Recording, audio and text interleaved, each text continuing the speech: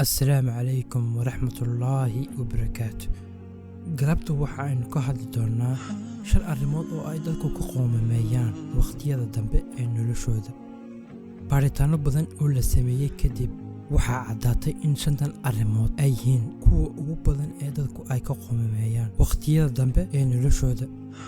Qodobka koowaad ee ka mid ah shantan waxyaabood waxa weeye in aanay u noolaan nolosha sida ay iyagu jeclaan lahaayeen, laakiin ay noloshoodu ku dhamaatay sidii dad kale isaga dhaadhicinayeen. Marka uu qofku weynaado, wuxuu bilaabaa inuu noloshiisii dib u fiiriyo. Marka ay dib u jaleecayaan noloshoodii hore, waxyaabaha ugu badan ee ay dadku ka qoomameeyaan waa inaanay kaga rumayn riyooyinkoodii iyo waxyaabihii ay jeclaayeen inay sameeyaan markay yaraayeen. Sababta ugu weynna ay tahay baqdinta ay ka baqanayaan waxa dadka kale ay ka aamini doonaan haddaanay samayn wax dadkaas qancinaya. Haddii aad tahay qof dhalinyaro ah oo leh riyooyin iyo hamiyo, ku dhaqaaq maanta oo kaga rumee riyooyinkaas.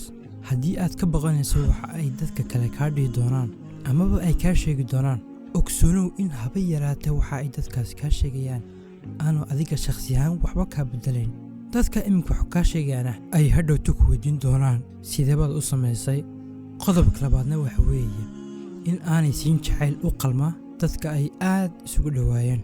dad badan ayaa ka murugooda inaanay tusin dareen jacayl dadka ay isugu dhowaayeen. waxay ka qoomameeyaan inaanay ku dhici karayn in dadkaas ay ku yidhaahdaan waan ku jeclay oo keliya. in aad tustid jacayl iyo qadarin dadka aad isugu dhowdihiin, famil iyo qaraababa ha ahaatee, waa wax muhiim ah. adiga iyo iyaguba waxaad qalbiga ka dareemi doontaan farxad.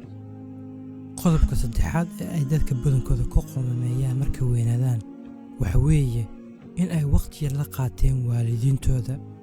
marka aan ka hadlayo waqti qaadashada yar, kama aan hadlayo dadka waalidiintoodu ay ka geeriyoodeen oo uu Allah subxaanahu wa tacaala uu ka qaaday, laakiin waxaan ka hadlayaa dadka isagoo waalidkooda uu nool yahay aan waqti badan u helin in ay la qaataan. sababaha ay waqti ugu waayeenna uun ay tahay mashquul adduunyo oo keliya. intii aad ka qoomamayn lahayd in ay arrintan oo kale adigana kugu dhacdo, waxaa kugula talinayaa oo aad muhiim ah in aad isku dadid inaad waalidkaaga waqti la qaadatid.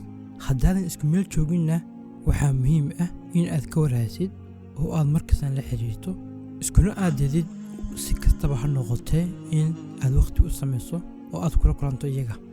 qodobka afraad ee ay dadka badankoodu ay ka qoomameeyaan ayaa ah in ay waqtiga badankiisaba ay ku isticmaalaan shaqo. waxaa run ahaantii jira dad aad u badan oo ka qoomameeya in waqtiga badankiisiiba ay ku qaateen shaqo. waqtiga badan ee ay shaqada ku qaateen waxa ay sababtay in aanay qayb ka noqon nolosha carruurtooda iyo taxaaskoodaba. in aad shaqaysid waa waxa aad u muhiim ah oo reerka ayaad kaafiyaysaa noloshooda, laakiin haddii ay shaqadu sabab u noqoto inaadan xaaskaaga iyo carruurtaadaba aadan ka warhayn oo aadan waqti la qaadan, waxaa muhiim ah in aad dib isugu noqotid. si kastana shaqada kugu badnaatay aad u samaysid waqti aad faamilkaaga kula qaadatid iyo carruurtaadaba.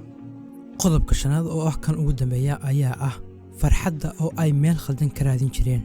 dad badan ayaa jeclaan lahaa inay ogaadaan in farxaddu aan ahayn wax la eryado, laguna kasbado hanti iyo aqbalaad bulsho. maanta waxaad arkaysaa qof lacagta adduunka haysta haddana uu ka farxad badan yahay qof aan wax badan haysan.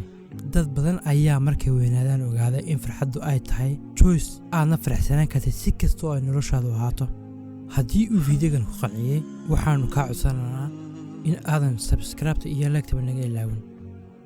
wassalaamu calaykum waraxmatullaahi wabarakaatu.